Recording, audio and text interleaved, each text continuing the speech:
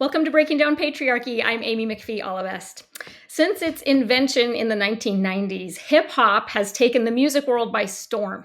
In fact, according to an end of the year Nielsen report, it was in 2017 that hip hop officially overtook rock music to become the most popular genre in America.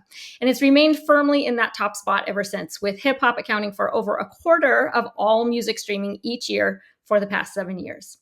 So, whether you're a diehard fan or have only heard a track or two on the radio, there is no denying that hip hop has massive sway over our culture. And like so many of our cultural institutions, it's had its history of sexism, plus remarkable women who have fought against that sexism. In a 2024 Forbes article listing the 50 top rappers of all time, only 8 women were included. That's only 16%. And that is not because there aren't women in hip hop. There is no shortage of history-making female artists that they could have included.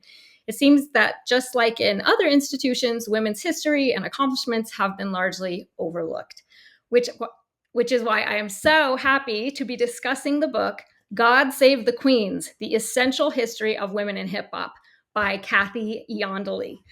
Did I say that right, Kathy? You did. Okay, perfect. Yay. Okay, good. Iandoli's book isn't a dictionary of artists or a quick reference guide. It is a well-researched and thorough history. And more than anything, this book is a celebration of women in hip hop, their talents and hardships and incredible achievements. And I'm so excited to be discussing this book today with the author of God Save the Queens, Kathy Iandoli. Welcome, Kathy. Thank you. So excited for this conversation. First, I'll introduce listeners to you professionally, and then I'll invite you to share your personal story and your background in just a minute. Kathy Iandoli is a critically acclaimed journalist, author, podcaster, media coach, and documentarian. She has over 25 years' experience working in the music industry, from media to publicity to radio and artist management. Her first book, God Save the Queens, The Essential History of Women in Hip Hop, was named an NPR Best Book of the Year. Huge congratulations on that. It's awesome. Thanks. She's also the author of the biography Baby Girl, better known as it's Aaliyah, right? Mm-hmm. Suddenly I'm like, oh gosh, I've seen it a million times, but I don't know that I'm pronouncing it right. Okay. She's also the author of the biography Baby Girl, better known as Aaliyah, as well as the co-author of rapper Eve's memoir, Who's That Girl, and Lil Kim's upcoming memoir, The Queen Bee. Kathy has written about music and gender for 2 decades with bylines in Vibe, The Source, XXL, Village Voice, Rolling Stone, Billboard, Pitchfork, and many others. Kathy is a professor of music business at NYU, as well as an alum of the Steinhardt's Music Business Graduate Program, and has served as a pundit for discussion on hip hop and gender. So that's kind of the tip of the iceberg, the professional bio, but I'd love you to talk a little bit more about where you're from and what brought you into the industry and the work that you do today. So I'm from New Jersey. And it's interesting. When I think about how I ended up here specifically, like with the 15 different jobs that I do, I think that it most definitely boiled down to music, right? I come from a musical family. My mother was a pianist. My father plays the guitar. My grandfather played the mandolin. And I had an uncle. He was in a rock band. So I definitely had music all around me, but I wouldn't necessarily call myself a musician. I mean, I could play some instruments by ear. Like I can play the piano by ear, and I attempted to take guitar lessons for about 5 years, but it was always just me wanting to learn like power chords. Like, can I learn how to play your Nirvana? Um, Uh-huh. Ironically enough, I taught myself how to play Eve's Got a Man and Let Me Blow Your Mind by ear. And that is my big hip hop meets guitar achievement. Oh, I love it. But, I talk about this actually with my students. This is a funny story. Went to the bookstore. I was maybe, I don't know, 10, right? I went to the bookstore and I found this book that was titled something to the effect of Every Possible Job You Can Have in the Music Industry. And I don't know why I was thinking about this at 10 years old, where I was like, all right, you need to think about your career path, right? I love that, though. In the book, it begins with record store clerk and it ended at CEO, right? And I said, Okay, that's how I'll get started. So, as soon as I got my working papers, I started working at a record store. And I literally I think about this. I was like, I have so many students at NYU who are like, what am I gonna do? And I was like, I wish that book still existed. Maybe I'll rewrite it. But I literally was like, okay. And it showed you like how much money you could make. And I remember back then it was like, you can make $5 an hour. And I was like, whoa, like that's just banking. So I started at a record store. As soon as I got my license, when I was in college, I started working with the Roots, and was hanging flyers for them, hanging posters, handing out flyers, helping Wow. organize their Black Lily concert series. And it was during that time period where I was very much into this idea of like, okay, this is cool, but how are you going to do this full time? Mhm.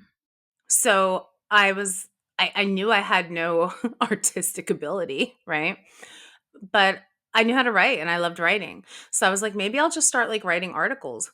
I still wanted to understand and learn about the major label system too. Like I didn't know how to be in the environment of music and still get a check, right? Mm.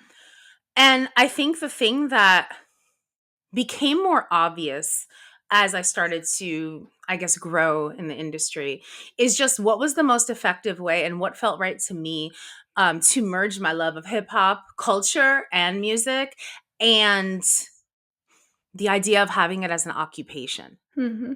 So, what essentially brought me here in whatever weird career title I can give myself, right? Um, is really just fragments and bits and pieces of this journey of loving certain parts, completely hating certain parts, and figuring out now after 25 years like what was the best case scenario for me. And I think like that's just like my long-winded answer of just how I came to where I'm at right now. But on the hip hop side, it's actually funny because when I said 10 years old, that was actually the year that I saw Ladies First, the music video, for the first time. Hmm. So there may be a little overlap of being like, wow, I love hip hop. How can I work in music? Right. So That's there's a little bit of synergy that I actually didn't even realize. But yeah, it's been a long road and, a pretty cool one. And I'm just, thankful to still be on it. amazing. How did you get interested in women specifically in hip hop? So definitely Ladies First was like my day one. It was 1989 that I saw Queen Latifah and Moni Love. We used to have this channel called Video Music Box, and it would only play between the hours of like 4 to 6 or something. So I would like race home from school and just catch those 2 hours. And I remember seeing that video and I was like, whoa, like, I was knee deep in the New Kids on the Block craze, like all that stuff. And this just shifted my entire perspective. And from Queen Latifah and Moni Love came TLC, you know, rest in peace, Left Eye. Like I really wanted to be Left Eye. It was pretty sad. Many Halloweens, I thought I was Left Eye. But from there, it was Lauryn Hill. And I think just having this utmost respect for the women on the mic and just seeing how the way that they expressed their love of hip hop, but also spoke about things that as I was getting older, just started to speak to me too, you know?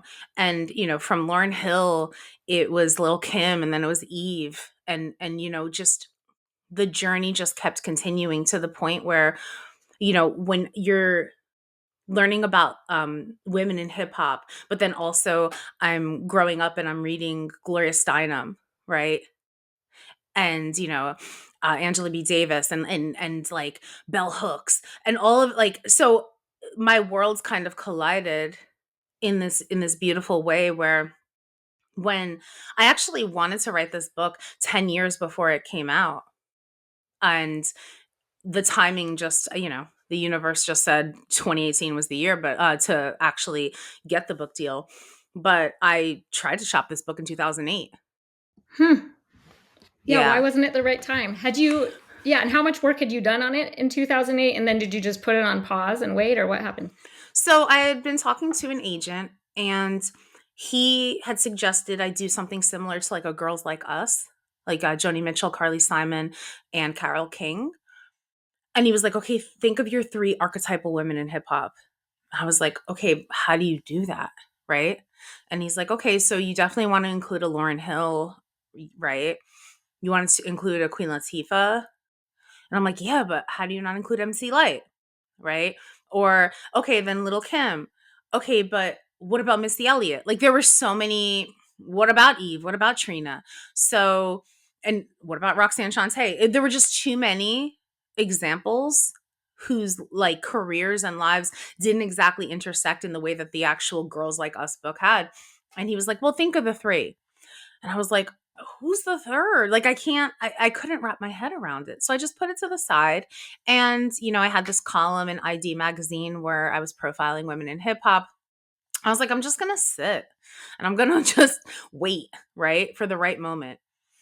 And I remember it was around 2017, 2018, where I was going to do the memoir of another female rapper, that it didn't actually work out. But I had been putting together this kind of like proposal, right, for years. And my agent one day was like, do you have anything else that you're thinking about? And I was like, well, I've been sitting on this like idea of a women in hip hop book. And he's like, that's the book, right? And then that's how it happened. And it was so funny because waiting 10 years and then bringing the book out into the publishing world took what felt like 5 minutes. So it was like Wow. 10 years and then like 5 minutes, because Huh. at the time, Cardi B had just come out. And what was interesting to me is that right after I had kind of decided to table this book in 2008 was when we saw this rise of Nicki Minaj. And I was like, uh-oh, something's happening, right? Mm-hmm. Mm-hmm. I should also say that, like, at the time I was trying to sell this book, it was at a period of time that the industry regarded as like a very dormant period for women in hip hop because they weren't investing in new talent. So the marketability of the book Yeah. might have seemed a little, I don't know, slower than other works. So as the Nikki comes, and I'm like, okay, all right, something's happening. But then there was a 10-year stretch of Nikki, just Nikki, Mm-hmm. right? Mm-hmm.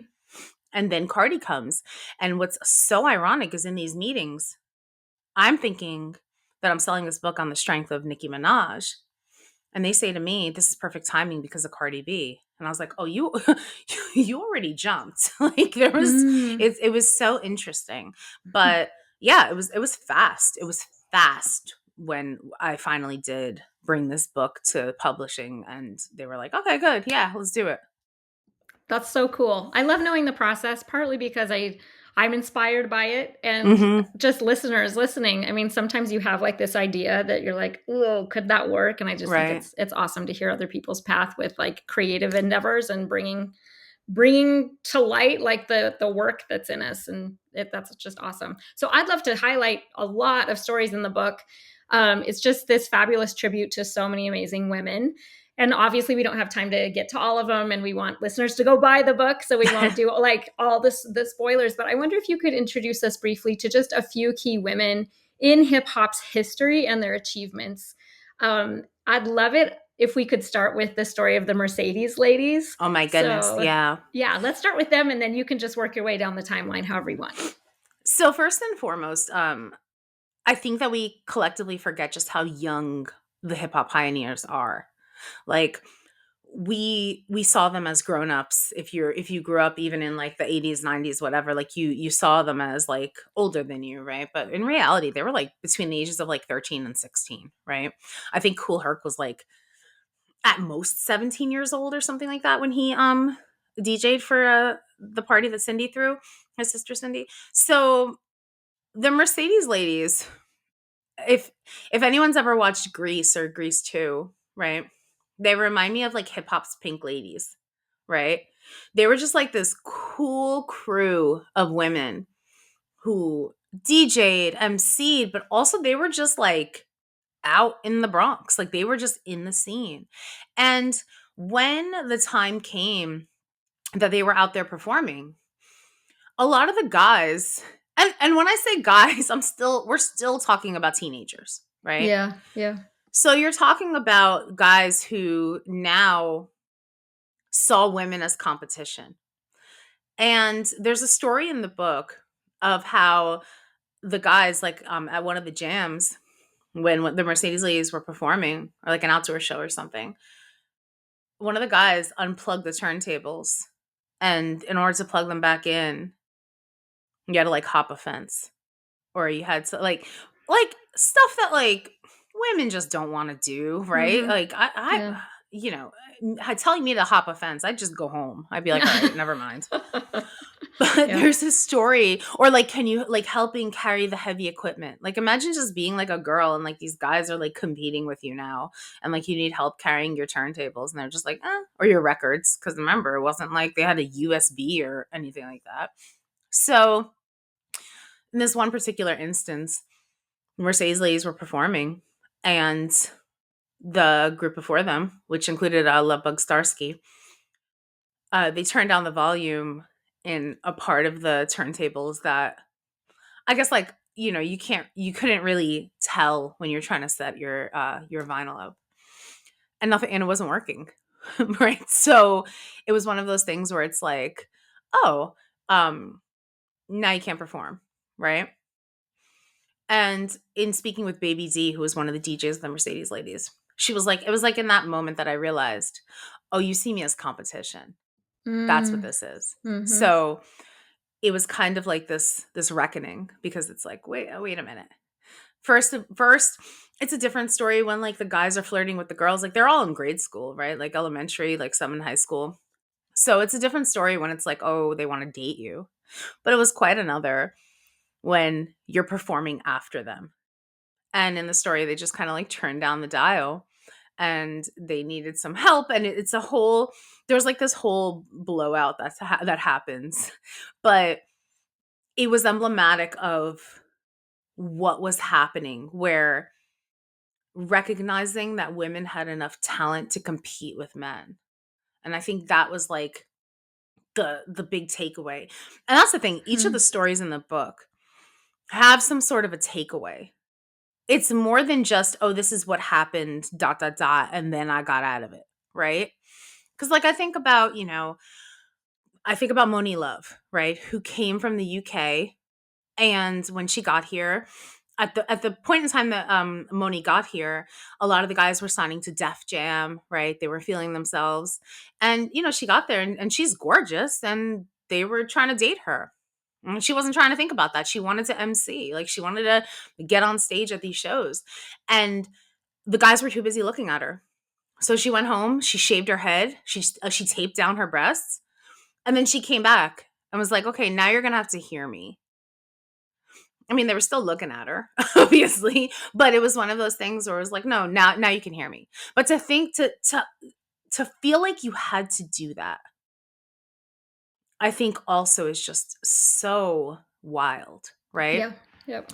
And then, I think about Rod Digga, First Lady of the Flip Mode Squad and the Outsiders, and getting her record deal because they believe she looked a little bit like Lauryn Hill. And then having her big label meeting when she's 8.5 months pregnant, and her having to hide her pregnancy because she was afraid that maybe they wouldn't want to sign her. And that's so like reflective of corporate America. Remember years back when they used to ask during job interviews whether you planned on having a baby in the next 3 to 5 years? No, totally. Yep. It's like that same thing. Or even Trina talking about how she would wanted to perform, and they would tell her, you're too expensive. And she's like, well, I'll get somebody to do my hair. I'll get somebody to do my makeup, outfits, all that stuff. And they're like, yeah, but what about the pyrotechnics? Why do you need pyrotechnics when like a guy can walk on in a t-shirt and sweatpants and that's considered the show, right? Yep. Yep. So these collections of stories that I think we haven't really heard from their mouths, from the women's mouths, Mhm. I think made it all the more impactful.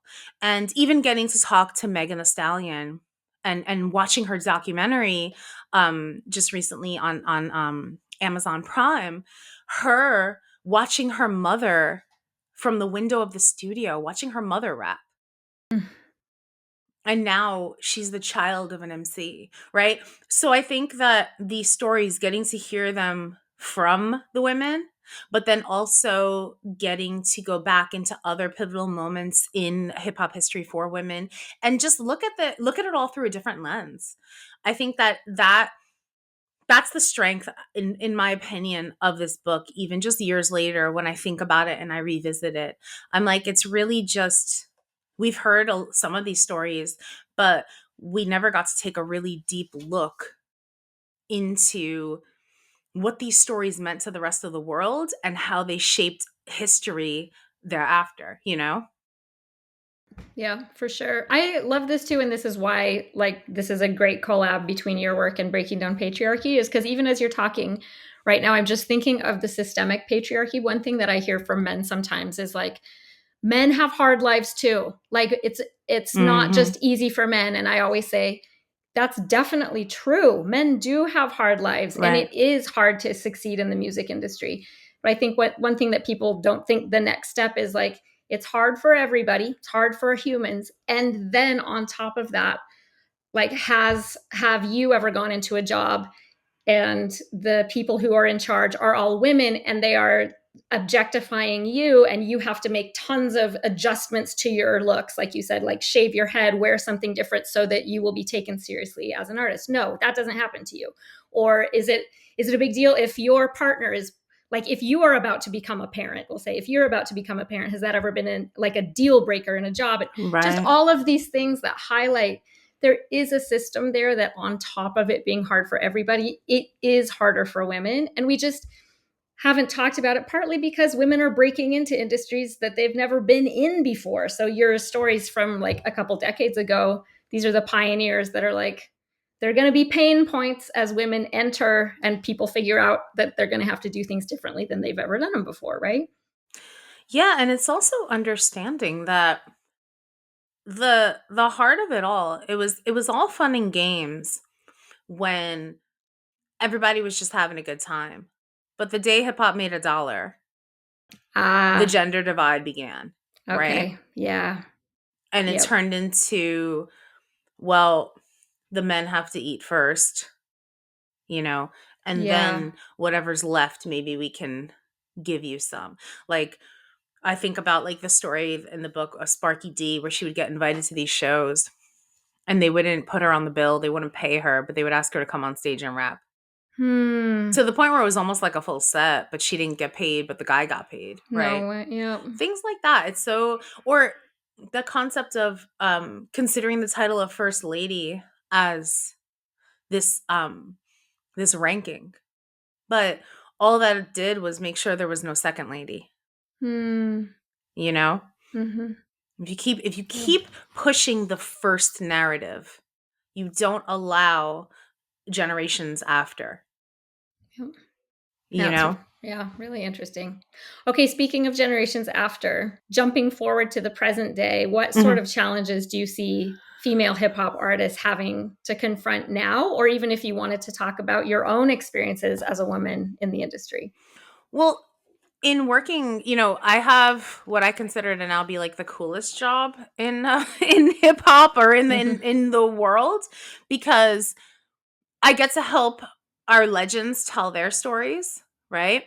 But then I work as a media coach to all of the new stars of the women in hip hop and help them shape the story that's still unfolding. So it gives me this very interesting perspective that I didn't have even before I wrote this book, because I you hear about these journeys, but you don't hear about them in like full, I guess you could say.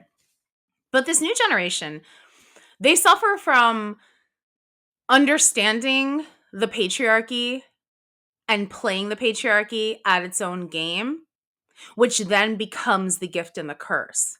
Because women of today understand that you can't pit them against each other. There are so many women who are just on each other's tracks and they're friends, they hang out. It's the coolest thing to see, right? Which for generations really pissed people off when that would happen, right? And Hmm. it's happening now. What we're getting now is kind of, parts of it is cyclical, right? But instead of being able to pit women against each other like they used to in the past, because, the narrative was, you're the next so and so, as opposed to, there's you and then there's her, right? And Yep. then there's her and her and her and her, all these other women. Mm-hmm. It's always like, oh, so this one slot just has to keep getting replaced. No, it's in addition to. Now that we've settled that debate, right? We've settled the debate that there can be more than one and the women can get along. Now we're going to pick apart the music. Oh, you're too sexual. You talk about this, you talk about that, And it's so interesting how everything that men have said about women in their music, women have now flipped and reversed it and owned it. And now suddenly it's gross. I was going to ask you about that. So I want to make sure we dig into that. Like Yeah. the sexualization, the objectification of women in hip hop is a big deal. Mm-hmm. And then yeah, tell us a little bit more about that, how women have responded to that. Well, it's interesting because I think in the 90s, we had a similar phenomenon where there was like kind of this split between women who rapped more about sex and women who didn't, right? They called it like hypersexuality, which is not a word that we really use anymore. I think we more now call it like sex positivity, right? So this idea now has been this subject of debate because there's so many women, right? That if there's this many women rapping and even 70% of them are talking about sex in some way, shape, or form, then the overarching theme is just like all women are talking about is sex, right? But I think that we are ignoring the concept of how rebellion works in society, right? Where this all began in a post-Trump America, right? And if we're allowed to sit here and have a person who was voted into office say, grab her by the P word, right? The response is, you're not taking that line down. And if your podium is music and rapping, you're going to use that effectively. And I think a lot of and I don't know if it's the sexism, I mean also the racism of it, how you're choosing to express what it's like to be a woman in society right now, especially a Black woman in society right now. This is rebel music. These women are our riot girls now, right? And maybe the messaging is not what people want to hear, but sometimes it's what they need to hear. Because if you were okay with certain things coming out of the mouth of a man, then you should be okay with certain things coming out of the mouths of identified women. And that's just the way it goes. Because at least we're rapping about ourselves, we, as if I'm rapping, but at least they're rapping about themselves and their own bodies and their own bedroom behaviors, as opposed to it being rapped about for them. Yeah. Yep. But it is so ironic that when you literally echo what men say, the message somehow gets more grotesque. How? Like, I still, it's so funny. And I wish it was just identified men who say these things to me. But as we know, the patriarchy does not necessarily just be comprised of men. It's women who have been conditioned to fall in line, right? I Yep. can't tell you how many times I'll sit in a women's empowerment panel or be interviewed by women for the subject of empowerment, and the first thing they like talk about is, so rap has really gone downhill and now the women keep talking about sex, huh? And I was like, whoa, okay, so this is where we're going with this, right? Hmm. Like, you know, like this idea of self-expression goes against good values, or poor Mhm. home training. And it's like, no, actually, if you have the confidence and the gumption to get behind the mic and rage against the machine, then I think you have some really great home training. Mhm. I That's love how I that. was raised, right? Yeah. Hmm.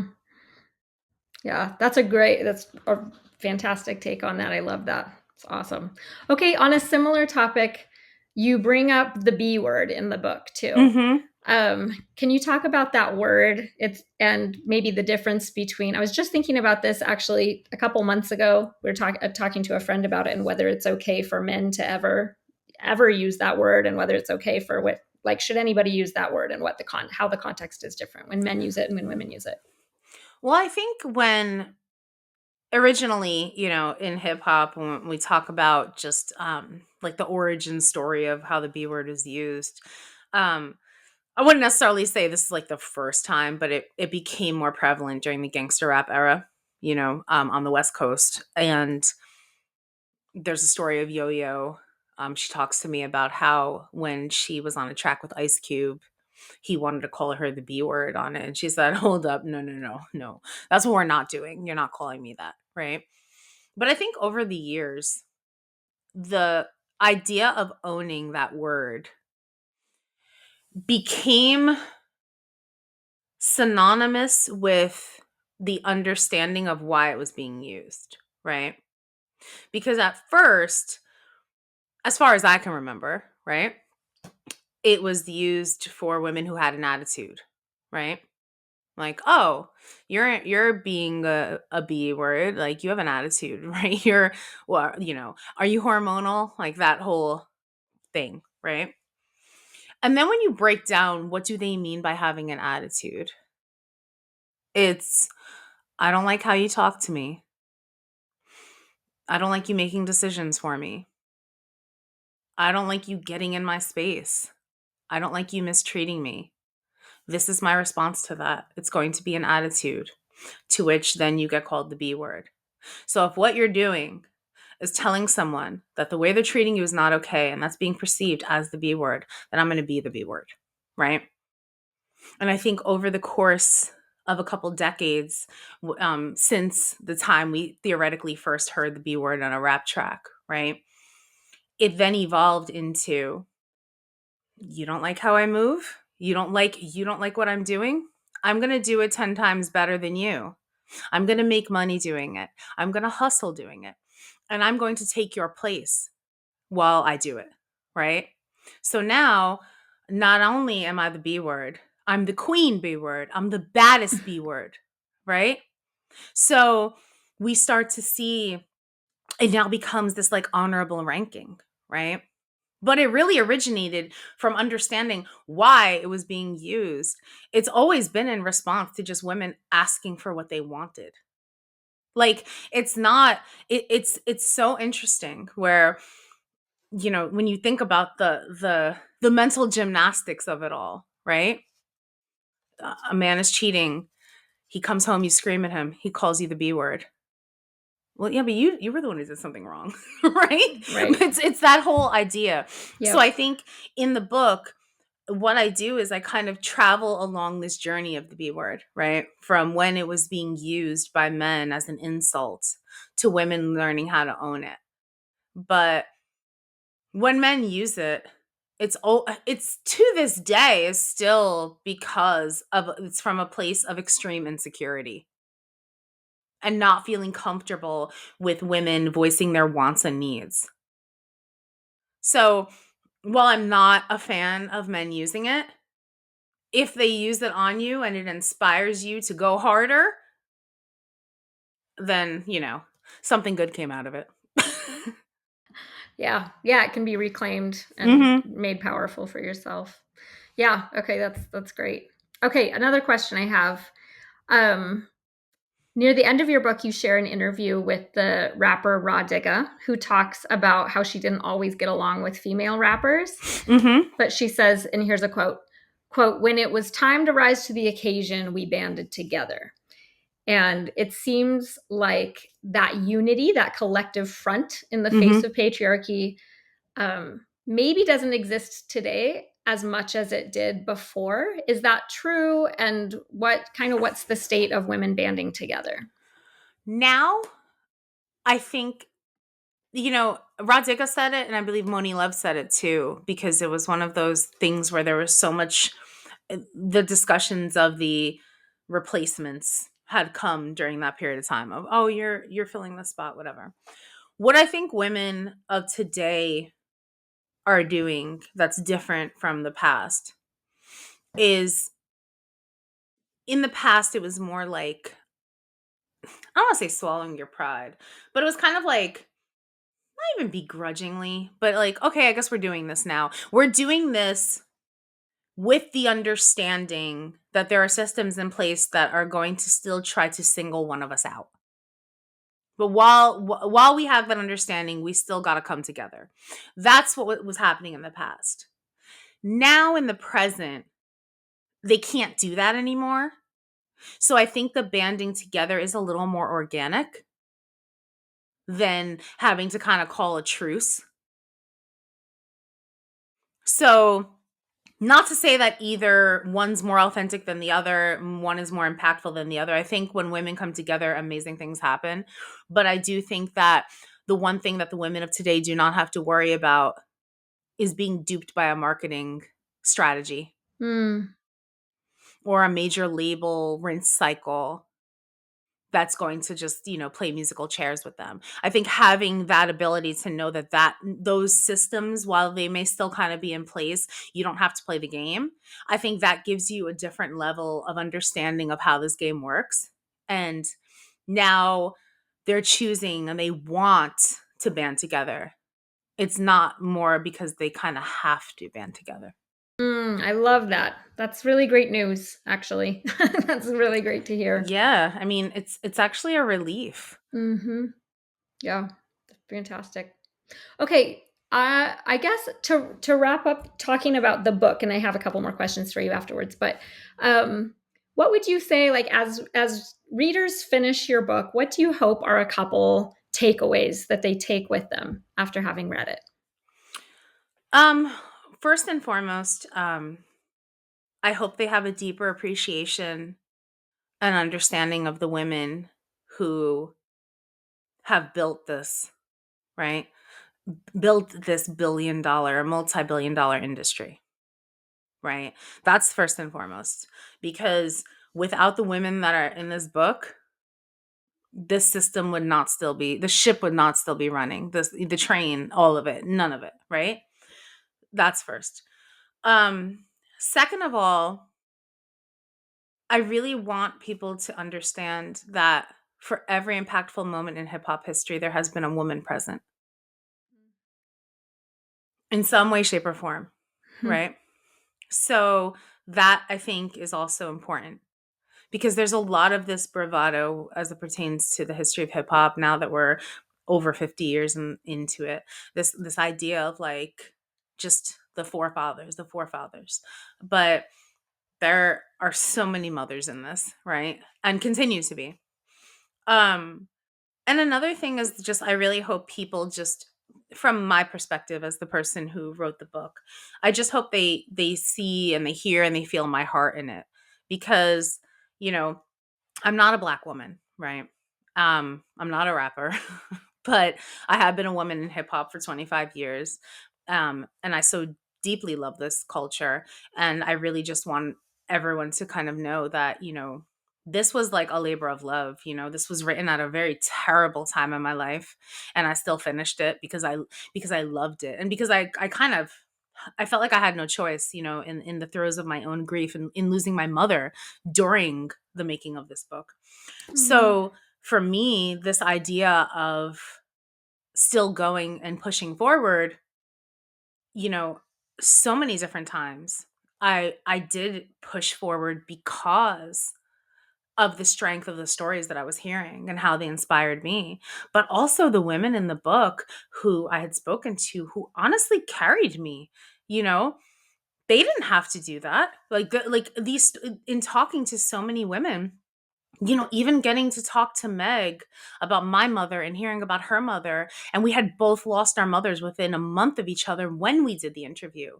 That didn't Meg and we didn't have to have that connection. We didn't have to talk about those things. So I think the other part of it is there was something so therapeutic for me, and I was really reluctant to put any part of myself into the book. My editor had urged me to do it. And I was like, okay, but that's why you kind of hear me check in and out, right? Because I don't want to make it about me. It's not my story. But I think in doing so, you know, oddly enough, a lot of people tell me that's their favorite parts of the book. Um, but I think for me, I really did want people to understand just what the impact of women in hip hop can have on someone's life, a profound impact. They had an impact on me as a kid, but then they had an impact on me as a 40-year-old woman who lost her mom. And being able to put words to that during one of the most trying times of my entire life, you know, I hope people feel it, and I hope people just understand that too, and find strength in the women, but maybe find strength in me too.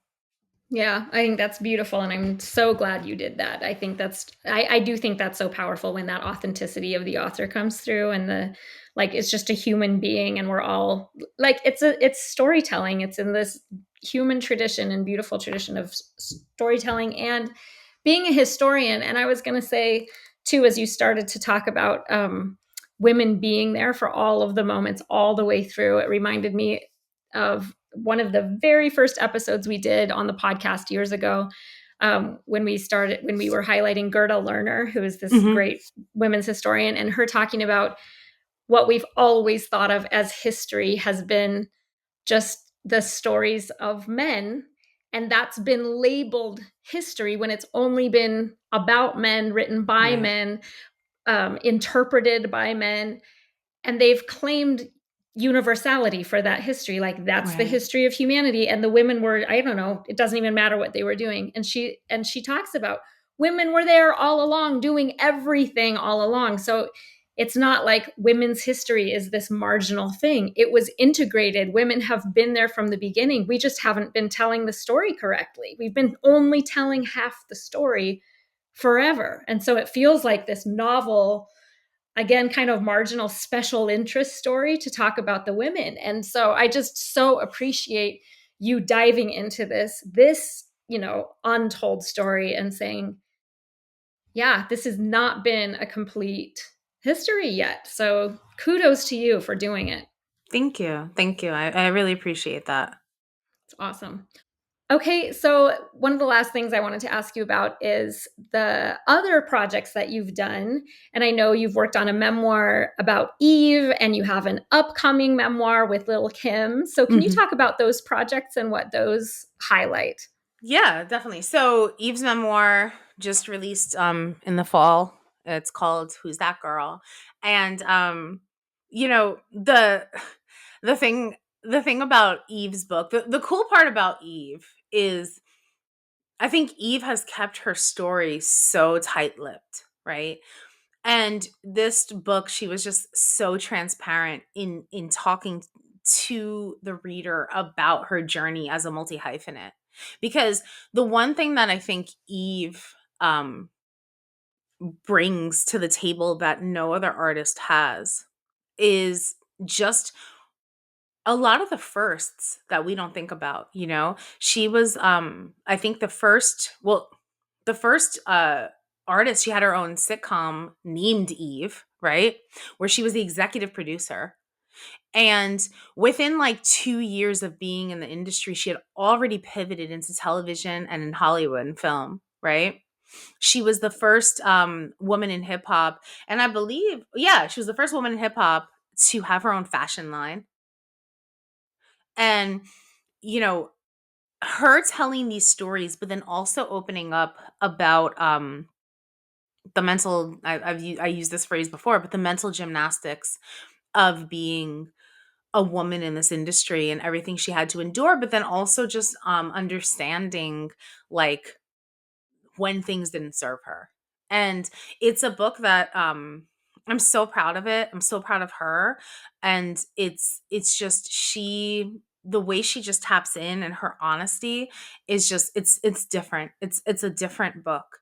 And yeah, I just love that. I love it so much. And with the Queen Bee, I love it, so I love that book so much too. But it's like more like a movie. Like Kim's life is like a movie, right? It's very, I mean, Eve's life is like a movie too, don't get it twisted. But like the way that there were times like when I would be like working on this book with Kim, and I'd be like, that happened, and she would just like laugh, right? Because you're talking about someone who started like super young. Like Kim was a kid when she came out on the scene. And it was like just the enduring impact of this artist who, just she was at the Barclays Center. She came out for Lotto's show, because I remember Lotto was like, I'm in Brooklyn, I have to bring out the Queen, and Kim comes out, and there, it was like pandemonium. And to have that impact, and just to watch so many generations of fans just gravitate toward her.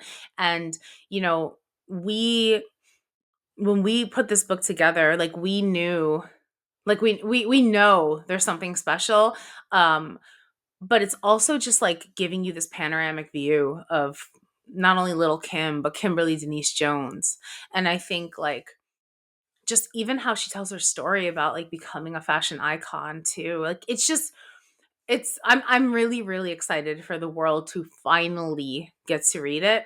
But yeah, I'm fortunate because like my two faves are Lil Kim and Eve, right? Like I'm like, how did I get so lucky, right? Like so, you know, I always I say my top three are Kim, Eve, and Lauryn Hill. So somebody get Lauren on the phone for number three.